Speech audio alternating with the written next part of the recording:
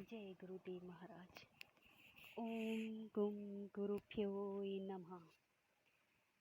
श्री विद्येश्वरी संहिता महापुराण शिव महापुराण का छठा अध्याय आरंभ। श्री नंदकेश्वर बोले, एक समय विष्णु जी लक्ष्मी जी के साथ से सैया पर शयन कर रहे थे। तब ब्रह्मवेत्ताओं में श्रेष्ठ ब्रह्मा जी वहां पहुंचे और विष्णु जी से कहने लगे, हे पुत्र उठ, मुझे देख, मैं तेरा ईश्वर आया हूँ। इस पर विष्णु जी के भीतर क्रोध तो हुआ, परंतु उसे दबाकर उन्होंने ब्रह्मा जी से कहा कि हे पुत्र, तुम्हारा कल्याण हो, आओ बैठो, मैं तुम्हारा पिता हूँ, तुम्हारा मुख टेढ़ा क्यों हो गया है। इस पर ब्रह्मा जी ने कहा, समय के फेर से तुम्हें अभिमान हो गया है। हे पुत्र, मैं तुम्हारा रक्षक और समस्त जगत का पितामह हूँ। विष्णु जी ने कहा, रे नीच, तू अपना बड़प्पन क्या दिखाता है? सारा जगत तो मुझ में निवास करता है, तू मेरे नाभि कमल से प्रकट मुझसे ही ऐसी बातें करता है। जब इस प्रकार रजोगुण से मुग्ध उन दोनों महानुभावों में विवाद होने लगा, तब वे दोनों अपने को प्रभु कहते कहते एक दूसरे का वध करने पर उद्धत हो गए और युद्ध छिड़ गया। हंस और गरुड़ पर बैठे बैठे दोनों देवता परस्पर युद्ध करने लगे, उनके वाहन भी लड़ने लगे। ब्रह्मा जी के वक्ष स्थल में विष्णु जी ने अनेकों अस्त्रों का प्रहार किया, उन्हें व्याकुल कर दिया। प्रहार करके उन्हें व्याकुल कर दिया। इससे कुपित हो ब्रह्मा जी ने भी उनके वक्ष स्थल पर कई भयानक प्रहार किए। एक दूसरे के प्रति युद्ध से श्रमित दोनों हाँफने लगे। तब विष्णु ने ब्रह्मा जी पर महेश्वर अस्त्र चला दिया। इससे ब्रह्मा जी को बड़ी चोट लगी और उन्होंने पाशुपत से विष्णु जी के वक्ष स्थल पर आघात किया। इनके पारस्परिक आघातों से देवता अत्यंत व्याकुल हो उठे और वे बोले, आप दोनों ही अराजकता उत्पन्न करते हैं। यह सारी सृष्टि तो शिव जी की है कि जिन त्रिशूलधारी की इच्छा के बिना कोई एक तिनका भी इधर से उधर नहीं कर सकता। हम लोग शिव जी के पास जाते हैं। ऐसा कहकर देवगण चंद्रशेखर श्री महादेव जी के पास गए। महादेव जी अपनी सभा में उमा सहित मणि में दिव्य सिंहासन पर विराजमान थे। देवताओं ने साष्टांग दंडवत कर नमस्कार किया। ओम। सातवां अध्याय।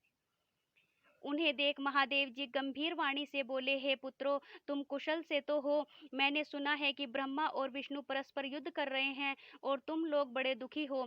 मैं अपने गणों के साथ चलता हूँ, तुम लोग भय न करो। यह कहकर शिव जी अपने 100 गणों को वहां चलने की आज्ञा दी और स्वयं अपने भद्र रथ पर आरूढ़ होकर चले। देवताओं सहित इंद्र भी उनके साथ हुए। वहां पहुंच शिव जी आकाश मंडल में छिपकर ब्रह्मा और विष्णु का युद्ध देखने लगे। शिव जी ने देखा कि ब्रह्मा और विष्णु परस्पर एक दूसरे के वध की इच्छा से महेश्वर और पाशुपत अस्त्र का प्रयोग कर रहे हैं, जिनके प्रयुक्त होते ही त्रिलोक्य भस्म हो जाता है। तब प्रलय के इस रूप को देखकर निष्कल शिव जी से रहा न गया और उनका युद्ध शांत करने के लिए महाअग्नि के तुल्य एक स्तंभ के रूप में उन दोनों के बीच में जा खड़े हुए। फिर तो उस महाअग्नि के प्रकट होते ही दोनों के अस्त्र स्वयं शांत हो गए। उस अद्भुत दृश्य को देखकर ब्रह्मा और विष्णु परस्पर कहने लगे कि यह इंद्रियातीत अग्नि स्वरूप स्तंभ क्या है, हमें इसका पता लगाना चाहिए। ऐसा निश्चय कर भगवान विष्णु ने शुकर का रूप धारण किया और उसके मूल को देखने के लिए नीचे चले गए। ब्रह्मा जी ने हंस का रूप धारण कर ऊपर गमन किया। विष्णु जी पाताल में बहुत दूर चले गए, परंतु स्तंभ का उन्हें कुछ भी पता न चला। तब वह फिर युद्ध भूमि में लौट आए। उधर ब्रह्मा जी ने आकाश में आकर केतकी का फूल देखा। उन्हें विश्वास हो गया कि हमने स्तंभ का अंत देख लिया है। वे केतकी का फूल लिए विष्णु के पास आए। तब विष्णु ने उनका चरण पकड़ लिया। ब्रह्मा के छल को जानकर महादेव जी को वहां तत्क्षण प्रकट होना पड़ा और विष्णु ने उनका चरण पकड़ लिया। विष्णु महानता से महेश्वर प्रसन्न हो गए। उन्होंने कहा, हे विष्णु, तुम बड़े ही सत्यवादी हो, अतः मैं तुम्हें अपनी समानता प्रदान करता हूँ। जय गुरुदेव। ओम गुम गुरुभ्यो नमः। 8वां अध्याय आरंभ। श्री नंदकेश्वर बोले, तब महादेव जी ने ब्रह्मा पर क्रोधित हो अपनी भौं के मध्य से भैरव नामक एक शक्ति प्रकट की, जिसने नमस्कार कर उनकी आज्ञा मांगी। शिव जी ने आज्ञा दी, तुम अपनी लपलपाती तलवार से ब्रह्मा की पूजा करो। यह आज्ञा पाते ही श्री भैरव जी ने ब्रह्मा के सिर के केश जा पकड़े और ब्रह्मा का मिथ्याभासी पांचवा सिर काट लिया। तत्पश्चात उनके सिरों को भी काट लेना चाहा। ब्रह्मा जी भैरव के चरणों में गिर पड़े।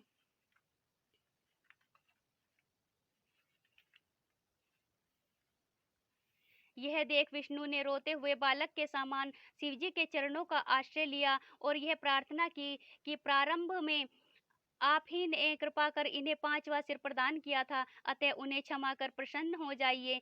शिव जी की आज्ञा से भैरव ने ब्रह्मा को छोड़ दिया। फिर वे एक सिर कटे ब्रह्मा से बोले, तुमने अपनी प्रतिष्ठा और ईश्वर तत्व के लिए छल किया है, अतः अब तुम सत्कार स्थान और उत्सव से विहीन किए जाते हो। ब्रह्मा जी शिव जी को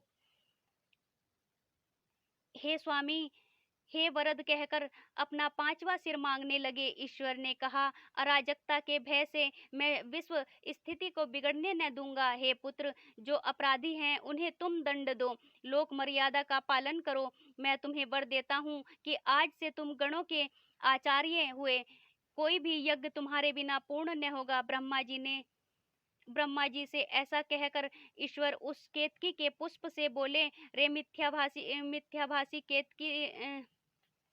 केतक दुष्ट, तू भाग जा, तू मेरी पूजा के योग्य नहीं है। शिवगणों ने उसे दूर भगा दिया। केतक शिव जी की प्रार्थना करने लगा कि हे नाथ, मेरे पापों को दूर कीजिए, भला आपकी कृपा से क्या दुर्लभ है। शिव जी ने कहा, मेरा वचन मिथ्या नहीं होता।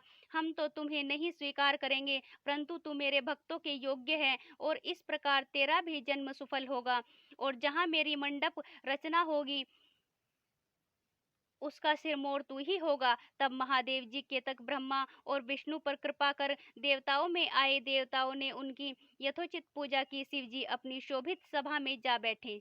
ओम गम गुरुभ्यो जय गुरुदेव महाराज। नवाध्याय आरंभ। ओम नमः शिवाय। श्री नंदकेश्वर बोले, हे महर्षि सनत कुमार। तब ब्रह्मा विष्णु हाथ जोड़े हुए शिव जी के अगल बगल में जा बैठे और उनकी पूजा की। पुनः ब्रह्मा विष्णु से पूजित शिव जी प्रसन्न हो उनसे बोले, हे वत्स, तुम्हारी पूजा से मैं संतुष्ट हुआ, अतएव आज से इस दिन का नाम शिवरात्रि होगा, जो कि मेरी प्रिय तिथि होगी। इस शिवरात्रि के दिन जो मेरी लिंग बेर की पूजा करेगा वह सृष्टि विधायक तक होगा। जो कोई जितेंद्रिय और निराहार रहकर 1 वर्ष निरंतर मेरी पूजा करेगा वह तो बड़ा तपस्वी है ही, किंतु जो एक दिन शिवरात्रि को मेरी पूजा करेगा वह उसके ही समान होगा। जैसे चंद्र दर्शन से समुद्र उमड़ता है, वैसे ही यह दिन भी मेरी भक्ति में को उमड़ने वाला है। मेरा स्तंभ जो पहले प्रकट हुआ था, शिवलिंग आधा नक्षत्र है। यदि कोई अगहन में आद्रा नक्षत्र में उमा सहित मेरे रूप का या मेरे बेर लिंग के ही दर्शन करता है, वह मुझे कार्तिकेय से भी अधिक प्रिय लगता है। इस पुनीत दिन में दर्शन से ही महान फल प्राप्त होता है और पूजन फल तो वाणी से नहीं कहा जा सकता। इस स्थान में जहाँ मैं लिंग रूप में प्रकट हुआ हूँ, इसका यही नाम होगा और यह पूजन के समय छोटा हो जाएगा। यह भुक्ति मुक्तिदायक होने के साथ ही दर्शन, स्पर्श और ध्यान से आवागमन से मुक्ति देने वाला, विश्व में इसका नाम अरुणाचल होगा और यहाँ शरीर छोड़ने वाले को मुक्ति प्राप्त होगी।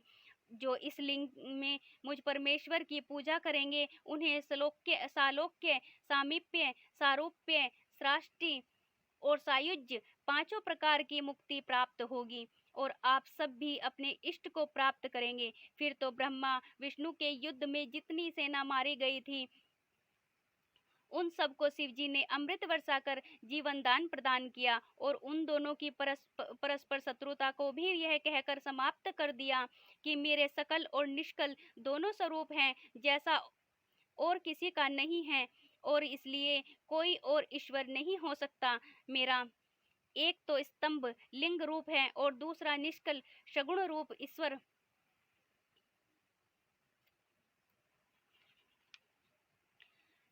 है।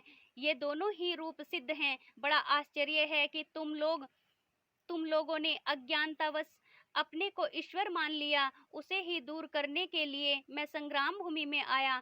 त अब अभिमान त्याग मुझ ईश्वर में भक्ति करो, मेरी ही प्रसन्नता से लोक में सभी पदार्थ प्रकाशित हो रहे हैं। मैं ही परम ब्रह्म हूँ और मेरी ही यह सब कलाएं हैं जो निष्कल रूप में दृष्टिगोचर हो रही हैं। मुझ गुरु के वाक्य ही सर्वदा तुम्हारे लिए प्रमाण हैं।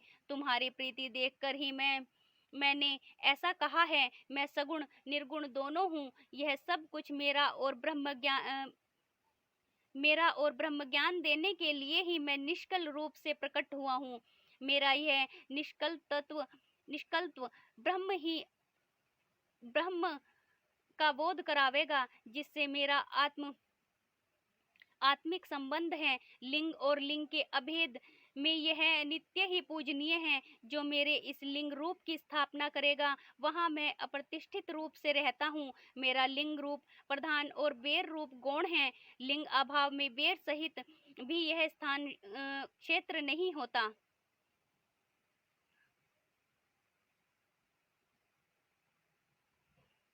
जय गुरुदेव।